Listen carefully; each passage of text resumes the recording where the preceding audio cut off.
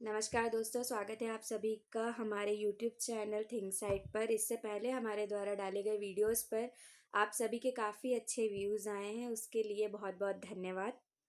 इसी तरह से हमें आगे अप्रिशिएट करने के लिए हमारे चैनल को लाइक शेयर सब्सक्राइब करते रहें। हिंदी साहित्य की कहानियों की सीरीज़ में आज की कहानी है दुलाई वाली, जिसकी लेखिका बंग महिला राजेंद्र बाला घोष हैं। इसे 1907 में प्रकाशित किया गया और यह कहानी हिंदी साहित्य की पहली मौलिक और आधुनिक कहानी मानी जाती है। कहानी की शुरुआत करते हैं। सॉरी। काशी जी के दशाश्वमेध घाट पर स्नान करके एक मनुष्य बड़ी व्याग्रता के साथ गोदोलिया की तरफ आ रहा था। एक हाथ में एक मैली सी तौलिया में लपेटी हुई भीगी धोती और दूसरे हाथ में सुरती की गोलियों की कई डिब्बियां और सुंगनी की एक पुड़िया थी। उस दिन के 11 बजे थे। गोदोलिया की बाईं तरफ जो गली है, उसके भीतर एक और गली में थोड़ी दूर पर एक एक टूटे से पुराने मकान में वह जा घुसा। मकान के पहले खंड में बहुत अंधेरा था, पर ऊपर की जगह मनुष्य के वासोपयोगी थी। नवागत मनुष्य धड़धड़ाता हुआ ऊपर चढ़ गया। वहां एक कोठरी में उसने हाथ में रखी चीजें वहां एक कोठरी में उसने हाथ की चीजें रख दी और सीता सीता कहकर पुकारने लगा। क्या है? कहती हुई एक 10 बरस की बालिका आ खड़ी हुई। तब उस पुरुष ने कहा, सीता, जरा अपनी बहन को बुला ला। अच्छा कहकर सीता गई और कुछ देर में एक नवीना स्त्री आकर उपस्थित हुई। उसे देखते ही पुरुष ने कहा, लो, हम लोगों को तो आज ही जाना होगा। बस इस बात को सुनकर स्त्री कुछ आश्चर्ययुक्त होकर झुंझला कर बोली, आज ही जाना होगा? यह क्यों? भला आज कैसे जाना हो सकेगा? ऐसा ही था तो सवेरे भैया से कह देते। तुम तो जानते हो कि मुंह से कह दिया बस छुट्टी हुई। लड़की कभी कभी विदा की होती तो मालूम पड़ता। आज तो किसी सूरत में जाना नहीं हो सकेगा। तुम आज कहती हो हमें तो अभी जाना है। बात यह है कि नवल किशोर कलकत्ते से आ रहे हैं। आगरे से अपनी नई बहू को भी साथ ला रहे हैं। सो उन्होंने हमें आज ही जाने के लिए इसरार किया है। हम सब मुगल सराय से साथ ही इलाहाबाद चलेंगे। उनका तार मुझे घर से निकलते ही मिला। इसी में झट नहा धोकर लौट आया। बस अब करना ही क्या है? कपड़ा वपड़ा जो कुछ हो बांध बूंद कर घंटे भर में खा पी कर चली चलो। जब हम तुम्हें विदा कराने आए ही हैं, तब कल के बदले आज ही सही। हाँ, यह बात है। नवल जो चाहे करावें। क्या एक ही गाड़ी में जाने से दोस्ती में बट्टा लग जाएगा? क्या एक ही गाड़ी में ना जाने से दोस्ती में बट्टा लग जाएगा? अब तो किसी तरह रुकोगे नहीं, जरूर ही उनके साथ जाओगे। पर मेरे तो नाक को दम आ जाएगी। क्यों? किस बात से? उनकी हंसी से। और किससे? हंसी ठट्ठा भी तो राह में अच्छी लगती है। उनकी हंसी मुझे नहीं भाती। एक रोज मैं चौके में बैठी पूड़ियाँ काढ़ रही थी। इतने में ना जाने कहाँ से आकर नवल चिल्लाने लगे, ए बुआ, ए बुआ, देखो तुम्हारी बहू पूड़ियाँ खा रही है। मैं तो शर्म के मारे मर ही गई। हाँ, भाभी जी ने बात उड़ा दी सही। वे बोली, खाने पहनने के लिए तो आई है। पर मुझे उनकी हंसी बहुत बुरी लगी। बस इसी से तुम उनके साथ नहीं जाना चाहती?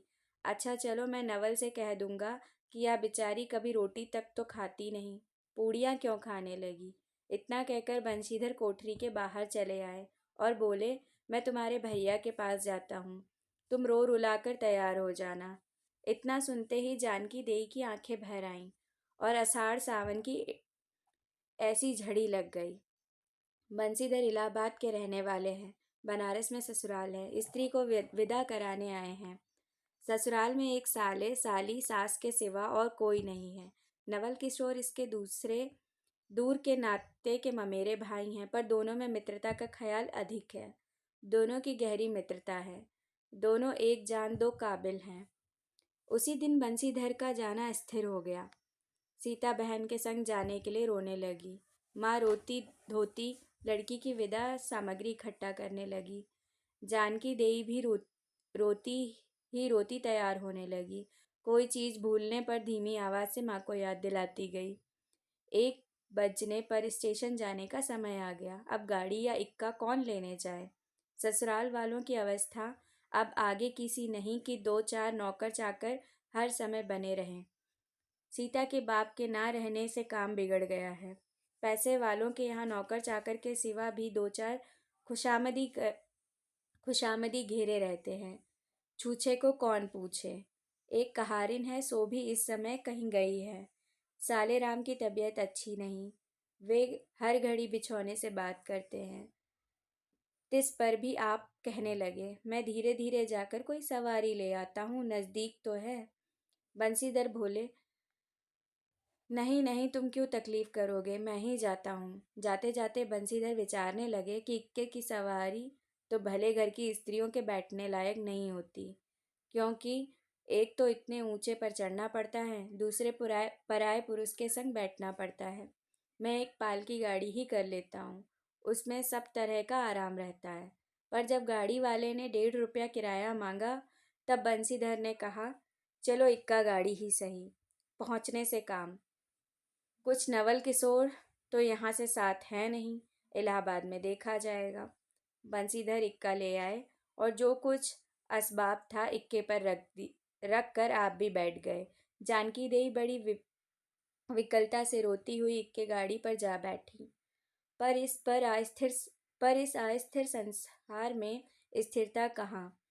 यहाँ कुछ भी स्थिर नहीं। इक्का जैसे जैसे आगे बढ़ता गया, वैसे वैसे जानकी की रुलाई भी कम होती गई।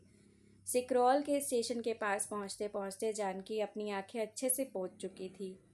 दोनों चुपचाप चले जा रहे थे कि अचानक बंसीधर की नज़र अपनी धोती पर पड़ी और अरे एक बात तो हम भूल ही गए कहकर पछता से उठे। इक्के वाले ने कान बचाकर जानकी से पूछा, क्या हुआ, क्या कोई जरूरी चीज़ भूल आए। नहीं, एक देशी धोती पहनकर आना था, सो भूलकर विलायती ही पहन आए। नवल कट्टर स्वदेशी है ना, वे बंगालियों से भी बढ़ गए हैं। देखेंगे तो 2-4 सुनाए बिना ना रहेंगे। और एक बात भी ठीक है, नाहक विलायती चीज़ें मोल लेकर क्यों रुपए की बर्बादी की जाए। देसी लेने से देसी लेने से भी दाम लगेगा सही, पर रहेगा तो देश में ही। जानकी जरा भौं टेढ़ी करके बोली, धोती तो धोती, पहनने से काम क्या यह बुरी है। इतने में स्टेशन के कुलियों ने आ घेरा। बंसीधर एक कुली करके चले। इतने में इक्के वाले ने कहा, इधर से टिकट लेते जाइए, पुल के उस पार तो 1.5 दर्जे का टिकट मिलता है। बंसीधर फिर कर बोले, अगर मैं 1.5 दर्जे का टिकट ले लूँ तो। इक्के वाला चुप रहा। इक्के की सवारी देखकर इसने ऐसा कहा। यह कहते हुए बंसीधर आगे बढ़ गए। यथा समय रेल पर बैठकर बंसीधर राजघाट पार करके मुगलसराय पहुंचे। वहां पुल लांघकर दूसरे प्लेटफॉर्म पर जा बैठे। आप नवल से मिलने की खुशी में प्लेटफॉर्म के इस छोर से उस छोर तक टहलते रहे। देखते देखते गाड़ी का धुआं दिखलाई पड़ा। मुसाफिर अपनी अपनी गठरी संभालने लगे। रेल देवी भी अपनी चाल धीमी करती हुई गंभीरता से आ खड़ी हुई। बंसीधर एक बार चलती गाड़ी में शुरू से आखिरी तक देख गए, पर नवल का कहीं पता नहीं। बंसीधर फिर सब गाड़ियों को तेहरा गए। भीतर घुस घुस कर एक डिब्बे में देखा, किंतु नवल ना मिले। अंत को आप ही खिजला उठे और सोचने लगे कि मुझे तो वैसी चिट्ठी लिखी और आप ना आए। मुझे अच्छा उल्लू बनाया। अच्छा, जाएंगे कहाँ, भेंट होने पर समझ लूँगा। सबसे अधिक सोच तो इस बात का था कि जानकी सुनेगी तो ताने पर ताना मारेगी, पर अब सोचने का समय नहीं। रेल की बात ठहरी। बंसीधर झट गए और जानकी को लाकर जनानी गाड़ी में बिठाया। वह पूछने लगी, नवल की बहू कहाँ है। कोई वह नहीं आए, कोई अटकाव हो गया। यह कहकर आप बगल वाले कमरे में जा बैठे। टिकट तो 1.5 का था, पर 1.5 दर्जे का कमरा कलकत्ते आने वाले मुसाफिरों से भरा था। इसीलिए तीसरे दर्जे में बैठना पड़ा। जिस गाड़ी में बंसीधर बैठे थे उसके सब कमरों में मिलाकर कुल 10-12 ही स्त्री पुरुष थे। समय पर गाड़ी छूटी। नवल की बातें और ना जाने क्या अगड़ बगड़ सोचते गाड़ी कई स्टेशन पार करके मिर्जापुर पहुंची। मिर्जापुर में पेटराम की शिकायत शुरू हुई। उसने सुनाया कि इलाहाबाद पहुंचने में अभी देरी है। चलने के झंझट में अच्छी तरह से उसकी पूजा किए बिना ही बंसीधर ने बनारस छोड़ा था। इसीलिए आप झट प्लेटफॉर्म पर उतरे और पानी के बम्बे में हाथ मुंह धोकर एक खोचे वाले से थोड़ी सी ताजी पूड़ियाँ और मिठाई लेकर निराले में बैठे। आपने उन्हें ठिकाने पहुंचाया। पीछे से जानकी की सुध आई। सोचा कि पहले पूछ लें, तब कुछ मोल लेंगे, क्योंकि स्त्रियां नटखट होती हैं। वे रेल पर खाना पसंद नहीं करती। पूछने पर वही बात हुई। तब बंसीधर लौटकर अपने कमरे में आ बैठे। यदि वे चाहते तो इस समय ड्योढ़े में बैठ जाते, क्योंकि अब भीड़ कम हो गई थी, पर उन्होंने कहा थोड़ी देर के लिए कौन बखेड़ा खड़ा करे। बंसीधर अपने कमरे में बैठे तो दो एक मुसाफिर अधिक देख पड़े। आगे वालों में से एक उतर भी गया था। जो लोग सब तीसरे दर्जे के योग्य जान पड़ते थे, अधिक सभ्य कोई थे तो कोई बंसीधर ही थे।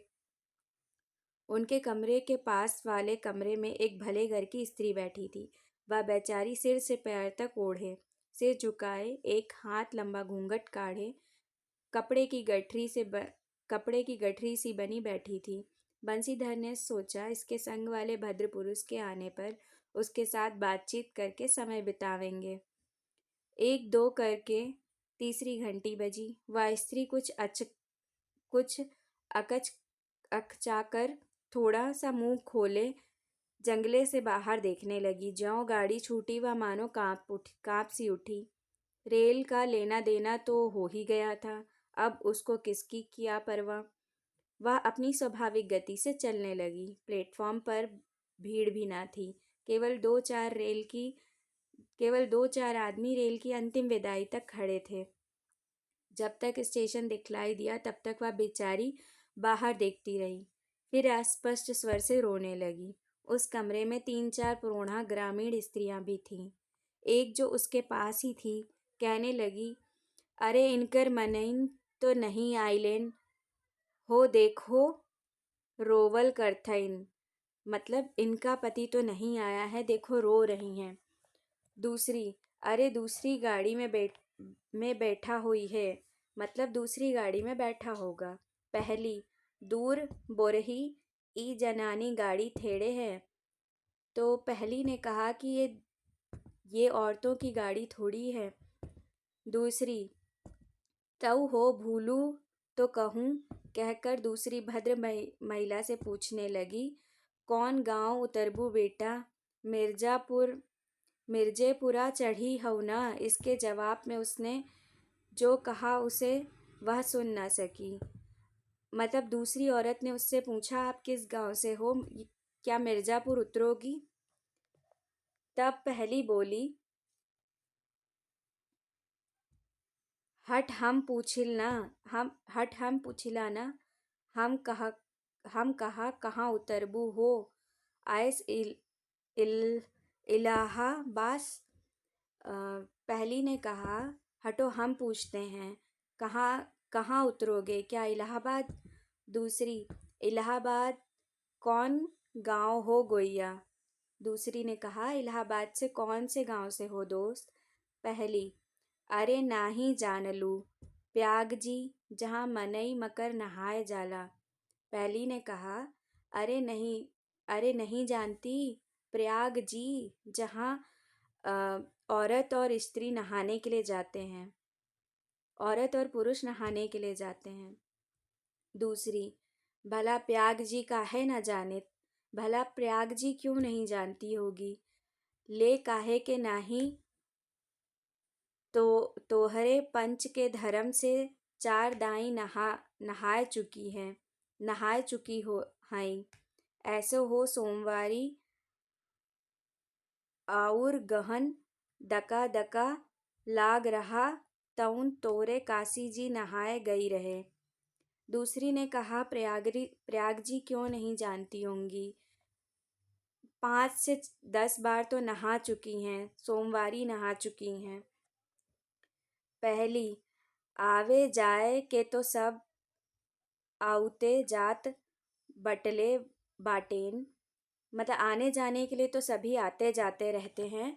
पुन यह साइड तो बेचारी विपत्ति में ना पड़ल बाटली, शायद ये बेचारी कोई विपत्ति में ना पड़ जाए। हे हम 5 ई राजघाट टिकस कटौली, हम पांचों ने ये राजघाट का टिकट कटाया है। मोगल सराय उतर ली हो द पुनः चढ़ ली, मतलब मुगल सराय में उतर लेना और फिर दोबारा किसी और गाड़ी पे चढ़ जाना। दूसरी, ऐसे एक दई हम आवत रहे, एक मिली औरो मोरे संग रही, मतलब ऐसे ही एक बार मैं आ रही थी और एक औरत मेरे साथ थी। दकोने टिकिसिया पर उकर मलिकवा उतरे से कि जत जुरंतिहे गाड़ी खुली, मतलब उसका पति टिकट लेने के लिए उतरा ही था कि गाड़ी चल पड़ी। अब भैया उगरा फाड़ नरियाए, ए साहब गड़िया खड़ी कर। अब उसका पति जो था वो तेज से चिल्लाया, ओ भाई साहब गाड़ी खड़ी करो, ए साहब गड़िया तन खड़ी कर। फिर से बोला, साहब गाड़ी खड़ी कर दो, थोड़ी देर के लिए रोक दो, मतलब भला गड़िया दहिनाती काहे के खड़ी होए, भला गाड़ी किसी के लिए खड़ी होती है। पहली, ऊ मेहरुआ बड़ी उजबक रहल, भला केहू के चिल्लाए से रेलू कहूँ खड़ी होला। मतलब पहली ने कहा कि वो औरत बहुत पागल थी, भला किसी के चिल्लाने से कभी रेल किसी के लिए खड़ी होती है क्या। इन सब बात पर कुल कमरे वाले हंस पड़े। अब जितने पुरुष स्त्रियां थीं, एक से एक अनोखी बातें कहकर अपने अपने तजुर्बे बयान करने लगे। बीच बीच में उस अकेली अबला की स्थिति पर भी दुख प्रकट करती जाती।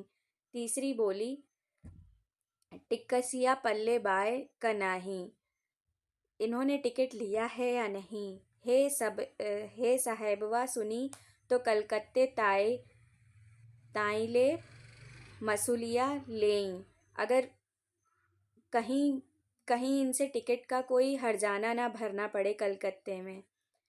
अरे अरे इहो तो नाही कि दूर से आवत रहेल ना फरागत के बदे उतर लेन, कहीं ऐसा तो नहीं कि तुम दूर से आ रही हो, कहीं पास में उतर लेना। चौथी, हम तो इनके संग के आदमी के देखबो न कीन्हो गोइया, मतलब हमने इनके साथ के आदमी को तो देखा ही नहीं। तीसरी, हम देखे रहिली हो, मतलब मैंने देखा है, मचके टोपी दिहले रहले इनको, इन्होंने एक इन्होंने एक टोपी दी थी अपने पति को। इस तरह उनकी बेसरी बेसिर पैर की बातें सुनते सुनते बंसीधर ऊब उठे। तब वे उन स्त्रियों से कहने लगे, तुम तो नाहक उन्हें और भी डरा रही हो, जरूर इलाहाबाद तार गया होगा और दूसरी गाड़ी से वे भी आ पहुंचेंगे। मैं भी इलाहाबाद जा रहा हूँ, मेरे संग भी स्त्रियां हैं। जो ऐसा ही है तो दूसरी गाड़ी के आने तक मैं स्टेशन पर ठहरा रहूंगा। तुम लोग में से यदि कोई प्रयाग उतरे तो थोड़ी देर के लिए स्टेशन पर ठहर जाना, इनको अकेला छोड़ देना उचित नहीं। यदि पता मालूम हो जाए तो मैं इनके ठहरने के स्थान पर भी पहुंचा दूंगा। बंसीधर की इन सब बातों से उन स्त्रियों की बागधारा दूसरी ओर बहने लगी। हाँ, यह बात तो आप भली कही, नाही भैया हम पंचे काही के केहू से कुछ कही, मतलब हम पांचों एक दूसरे से क्यों किसी से कुछ कहेंगे। अरे एक के एक करत ना बाय तो दुनिया चलत कैसे बाय, अरे कोई एक दूसरे की मदद नहीं करेगा तो ये दुनिया कैसे चलेगी, इत्यादि ज्ञान गाथा होने लगी। कोई कोई तो उस बेचारी को सहारा मिलते देख खुश हुए, कोई कोई नाराज भी हुए। क्यों, सो मैं नहीं बतला सकती। उस गाड़ी में जितने मनुष्य थे, सभी ने इस विषय में कुछ न कुछ कह डाला। पिछले कमरे में केवल एक स्त्री, जो फरासीसी छिंट की दुलाई ओढ़े अकेली बैठी थी, कुछ नहीं बोली। कभी कभी घूंघट के भीतर से आंख निकालकर बंसीधर की ओर ताक देती थी, और सामना हो जाने पर फिर से मुंह फेर लेती थी। बंसीधर सोचने लगे कि यह क्या बात है। देखने में तो यह भले घर की मालूम होती है, पर आचरण इसका अच्छा नहीं। गाड़ी इलाहाबाद के पास पहुंचने को हुई। बंसीधर उस स्त्री को धीरज दिलाकर आकाश पाताल सोचने लगे। यदि तार में कोई खबर ना आई होगी तो दूसरी गाड़ी तक स्टेशन पर ही ठहरना पड़ेगा, और जो उससे भी कोई ना आया तो क्या करूँगा। जो हो, गाड़ी नैनी से छूट गई। अब साथ की उन अशिक्षित स्त्रियों ने फिर मुंह खोला। का भैया, जो केहू बिना टिकट के आवत होए तो ओकर का सजा होला। मतलब कोई अगर बिना टिकट के आ रहा हो तो उसको क्या सजा होगी। अरे ओका ई नाही चाहत रहा कि मेहरारू के तो बैठा दिहलेन, और अपुआ तउन टिकस लेई के चलन दिहन। उनको मतलब इतना समझ नहीं आ रहा था कि औरत को तो बिठा दिया और खुद टिकट लेने चल दिए। किसी किसी आदमी ने तो यहाँ तक दौड़ मारी कि रात को बंसीधर इसके जेवर छीनकर रफू चक्कर हो जाएंगे। उस गाड़ी में एक लाठी वाला भी था। उसने खुल्लम खुल्ला कहा, का बाबूजी, कुछ हमरो साझा। इसकी बात पर बंसीधर क्रोध से लाल हो गए। उन्होंने इसे खूब धमकाया। उस समय तो वह चुप हो गया, पर यदि इलाहाबाद उतरता तो बंसीधर से बदला लिए बिना ना रहता। बंसीधर इलाहाबाद उतरे। एक बुढ़िया को भी वहीं उतरना था। उसने कहा कि उनको भी अपने संग उतार लो। फिर उस बुढ़िया को उस स्त्री के पास बिठाकर आप जानकी को उतारने चले गए। जानकी से सब हाल कहने पर वह बोली, अरे जाने भी दो, किसके बखेड़े में पड़े हो। पर बंसीधर ने ना माना। जानकी और उस भद्र महिला को एक ठिकाने बिठाकर आप स्टेशन मास्टर के पास गए। बंसीधर के जाते ही वह बुढ़िया जिसे रखवाली के लिए रख छोड़ा था, किसी बहाने से भाग गई। अब तो बंसीधर बड़े असमंजस में पड़े। टिकट के लिए बखेड़ा होगा, क्योंकि वह स्त्री बेटिकट है। लौट कर आए तो किसी को ना पाया। अरे ये सब कहाँ गईं? यह कहकर चारों तरफ देखने लगे। कहीं पता नहीं। इस पर बंसीधर घबराए। आज कैसी बुरी साइत में घर से निकले कि एक के बाद दूसरी आफत में फंसते चले आ रहे हैं। इतने में अपने सामने एक दुलाई वाली को आता देखा। तू ही उन स्त्रियों को कहीं ले गई है। इतना कहना था कि डुलाई से मुंह खोलकर नवल किशोर खिलखिला उठे। अरे यह क्या, सब तुम्हारी करतूत है। अब मैं समझ गया, कैसा गजब किया है। ऐसी हंसी मुझे नहीं अच्छी लगती। मालूम होता है कि वह तुम्हारी ही बहू थी। अच्छा, तो वे गई कहाँ? वे लोग तो पालकी गाड़ी में बैठी हैं, तुम भी चलो। नहीं, मैं सब हाल सुन लूँगा तब चलूँगा। यहाँ तो कहे, तुम मिर्ज़ापुर में कहाँ से आ निकले? मिर्ज़ापुर नहीं, मैं तो कलकत्ते से, बल्कि मुगल सराय से तुम्हारे साथ चल रहा हूँ। तुम मुगल सराय में मेरे लिए चक्कर लगाते थे, तब मैं ड्योढ़े दर्जे में ऊपर वाले बेंच पर लेटे तुम्हारा तमाशा देख रहा था।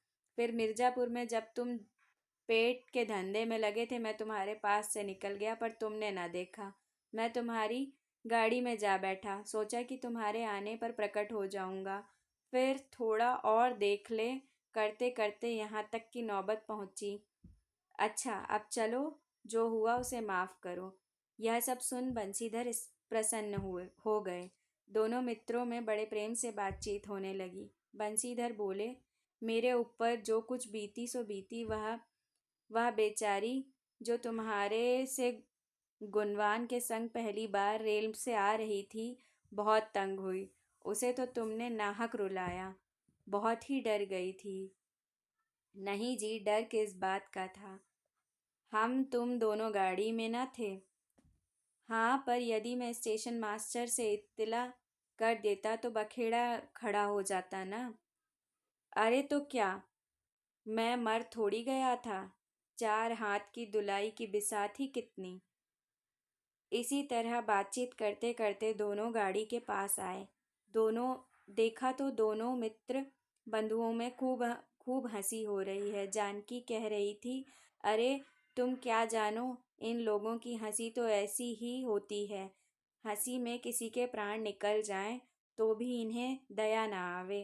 खैर, दोनों मित्र अपनी अपनी घरवाली को लेकर राजी खुशी घर पहुँचे और मुझे भी यह राम कहानी लिखने से छुट्टी मिली। धन्यवाद दोस्तों, ये कहानी यहीं ख़त्म होती है। हमारे चैनल को लाइक, शेयर और सब्सक्राइब करना बिल्कुल ना भूलें। धन्यवाद।